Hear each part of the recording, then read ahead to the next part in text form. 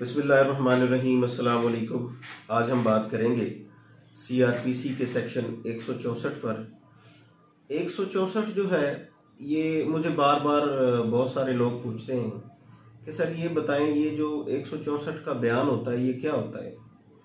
तो मैंने सोचा इस हवाले से आज एक वीडियो अपलोड कर देते हैं। 164 या 164 की जो स्टेटमेंट है, ये अगर आप इस 164 को पढ़ें तो आपको ये पता चलेगा कि ये इसके दो हिस्से हैं। 164 सीआरपीसी दो हिस्सों पर मुश्तमिल है। एक हिस्सा जो है वो ये बताता है कि रिकॉर्डिंग ऑफ स्टेटमेंट, और दूसरा हिस्सा ये बताता है कि रिकॉर्डिंग ऑफ कन्फेशन। अब स्टेटमेंट जो है वो हमेशा किसी न किसी विटनेस की रिकॉर्ड की जाती है, जबकि कन्फेशन जो है वो किसी मुल्जिम की जाती है। अब ये इसका मतलब तो ये हुआ कि ये 164 का जो बयान है ये दो तरह के लोग दे सकते हैं। एक, या तो वो किसी भी मुकदमे का गवाह हो या वो किसी मुकदमे का मुल्जिम हो। अब मुकदमे का जो गवाह है वो 164 क्यों करेगा, वो जबकि वो 161 जो है वो ऑलरेडी मुकदमे में जो है वो बयान दे चुका है पुलिस को। फिर 164 का बयान जो है, ये कौन सा ऐसा विटनेस होगा जो 164 का बयान भी रिकॉर्ड करवा सकता है। तो इसमें बताता ये चलूं कि जब FIR होती है किसी भी मुकदमे की, कोई मुकदमा रिपोर्ट होता है पुलिस को, तो उसमें कुछ ऐसे गवाह होते हैं जिनका बयान जो है वो 161 पुलिस तहरीर कर लेती है। ये वो गवाह होते हैं जिनको मौके पर दिखाया गया होता है कि ये मौके पर मौजूद थे। उनका तो बयान जो है वो 161 का रिकॉर्ड हो गया। उसके बाद मुद्दई मुकदमा जो है उसका जो बयान था वो तो FIR बन गई, वो FIR में रिकॉर्ड हो गया। अब एक FIR में अगर कोई ऐसा शख्स जो कि विक्टिम हो उस मुकदमे का, चूंकि उस वक्त उसकी वहां पर या तो मौजूदगी नहीं होती, या अगर वो वहां मौजूद होता है तो वो इस काबिल नहीं होता कि वो अपना कोई बयान रिकॉर्ड करवा सके, तो फिर जब भी वो विक्टिम जब भी कभी प्रोड्यूस होता है तो फिर उसका जो बयान लिया जाता है उस बयान को 164 का बयान तस्वर किया जाएगा।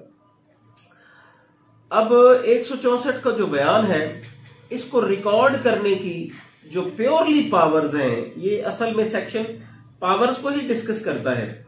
जो प्योरली पावर्स हैं वो सिर्फ मैजिस्ट्रेट की पावर्स हैं, ना तो ये किसी सेशन कोर्ट की ज्यूरिसडिक्शन में आता है ये सेक्शन, और ना ही जो है वो किसी और कोर्ट की ज्यूरिसडिक्शन में आता है। इससे पहले, यानी आज से कुछ अर्सा कबल ये प्रॉपर यही प्रैक्टिस यही थी कि हमेशा कंसर्न्ड मैजिस्ट्रेट जिस इलाके में वो FIR रजिस्टर्ड हुई, उसी इलाके का जो इलाका मैजिस्ट्रेट, कंसर्न्ड मैजिस्ट्रेट होगा, वही 164 की स्टेटमेंट को रिकॉर्ड करेगा। लेकिन उसके बाद honourable high court, Lahore high court ने एक केस में फैसला सुनाया, जिसको बाद में रिपोर्ट भी कर दिया गया 2021 PLJ लाहौर 645 पेज पर। उसमें ये कह दिया गया कि कोई भी मैजिस्ट्रेट, वो जरूरी नहीं कि वो कंसर्न्ड मैजिस्ट्रेट हो, कोई भी मैजिस्ट्रेट वो कहीं से भी हो, वो 164 के बयान को रिकॉर्ड कर सकता है। अब 164 का बयान, जैसा कि मैं पहले कह चुका हूं कि 164 का बयान चूंकि दो हिस्सों पर मुश्तमिल है, एक के बारे में मैं ऑलरेडी बता चुका हूं। अब हम दूसरे की अगर बात करें तो इसका जो दूसरा हिस्सा है वो recording of confession of N accused की बात करता है। अब कन्फेशन जो है वो जाहिर है, कन्फेशनल स्टेटमेंट जो है वो दो जगह पर रिकॉर्ड की जा सकती है। एक तो at the time of framing of charge, कि जब आप मुल्जिम पर अदालत जो है वो चार्ज फ्रेम करती है, एक तो उस वक्त जो है इस पर जो है वो ये अपनी कन्फेशनल स्टेटमेंट रिकॉर्ड करवा सकता है मुल्जिम, और उसका जो इसका जो दूसरा तरीका है वो हमें 164 ने बताया। अमूमन जो है वो प्रैक्टिस में, मैंने तो कभी नहीं ऐसा देखा, प्रैक्टिस में अमूमन चूंकि ये चीज नहीं की जाती, अगर कहीं कन्फेशनल स्टेटमेंट आनी भी हो तो अमूमन जो है वो हम at the time of framing of charge के वक्त जो है वो उसको करवाते हैं। लेकिन ये एक एडिशनल जो एक आप ये कह लें कि एक एडिशनल रेमेडी है, एक एडिशनल सेक्शन जो डाल दिया गया 164 के इस हिस्से में कि मुल्जिम अगर फ्रेमिंग ऑफ चार्ज से पहले भी during the course of investigation अगर वो ये चाहे कि वो अपने जुर्म का एतराफ करना चाहता है, तो फिर यहाँ पर उसको एक जो है वो उसके लिए एक रास्ता खोल दिया गया कि मुल्जिम जो है वो before the framing of charge 164 की जो स्टेटमेंट है वो रिकॉर्ड करवा सकता है। अब अगली बात यह है कि इस 164 के बयान को रिकॉर्ड कैसे किया जाएगा, किस तरीके से रिकॉर्ड किया जाएगा, तो उस हवाले से भी जो है वो सीआरपीसी क्योंकि खामोश नहीं है, सीआरपीसी ने उस हवाले से जो है वो 364 सेक्शन 364 का जो है वो एक रास्ता दिया, जिस सेक्शन के तहत जो कोर्ट है वो अज खुद जो है वो उसी तरह लिखेगी जिस तरह से उसको एग्जामिन किया जाएगा, और फिर अगर तो उस इंग्लिश उस लैंग्वेज में जिस लैंग्वेज में उस पर जो है उसका बयान रिकॉर्ड किया जा रहा हो, अगर वो प्रैक्टिसेबल ना हो तो फिर क्या होगा, फिर वो अदालत अपनी जबान में या इंग्लिश में उसको तहरीर कर देगी। और इसमें इस सेक्शन में जो है वो ये भी बताया गया है कि अगर अदालत जो है वो अज खुद नहीं करती, वो अदालत किसी के जरिए करवाती है, तो फिर अदालत एक मेमोरेंडम भी लिखेगी इस हवाले से, और अगर फिर मेमोरेंडम भी नहीं लिखती तो फिर उसकी भी कोई ना कोई वजह लिखी जाएगी। ऐसे गवाह पर, ऐसे मुल्जिम पर जो कि 164 की स्टेटमेंट्स रिकॉर्ड करवाता है, उसको 164 सीआरपीसी के तहत ही उस पर जो है वो मुखालिफ फरीक का क्रॉस एग्जामिनेशन का हक भी महफूज कर लिया गया है। अक्सर ये होता है कि अबडक्शन के केसेस में 365B 496A मेजॉरिटी केसेस ऐसे ही हैं।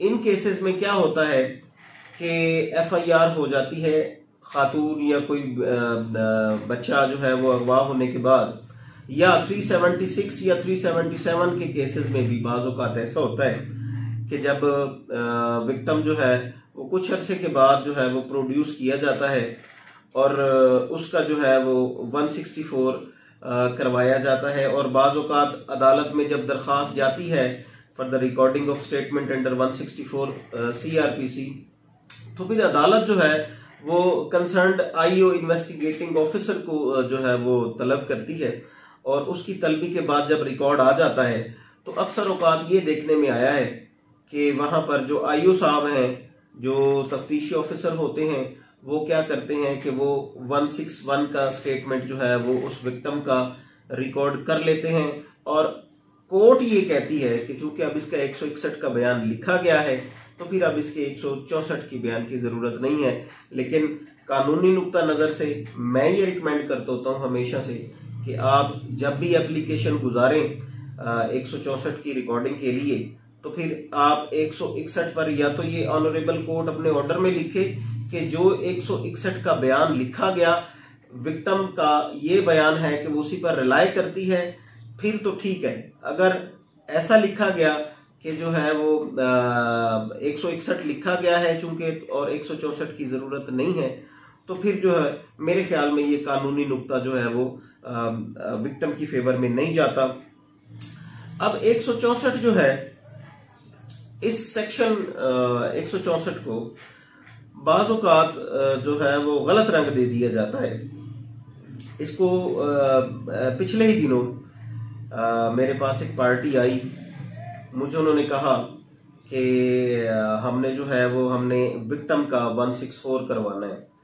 मैंने कहा भाई आपकी इस FIR का मुद्दई कौन है? उन्होंने कहा जी विक्टिम खुद ही मुद्दईया है। मैंने कहा तो फिर आप मुझे ये बताएं कि जब मुद्दईये की स्टेटमेंट FIR की सूरत में ऑलरेडी मौजूद है, फिर 164 की स्टेटमेंट कैसे रिकॉर्ड होगी? तो वो पार्टी जो है वो उन्होंने कहा जी फिर आपको तो शायद पता नहीं आप क्या कह रहे हैं, हमें तो समझ नहीं आ रही आपकी बात की। खैर वो यहाँ से चले गए और वो एक और वकील साहब के पास चले गए। फिर हुआ यूं के वकील साहब ने जो है वो 164 की जो थी वो एप्लीकेशन वो ऑनरेबल कोर्ट में गुजार दी।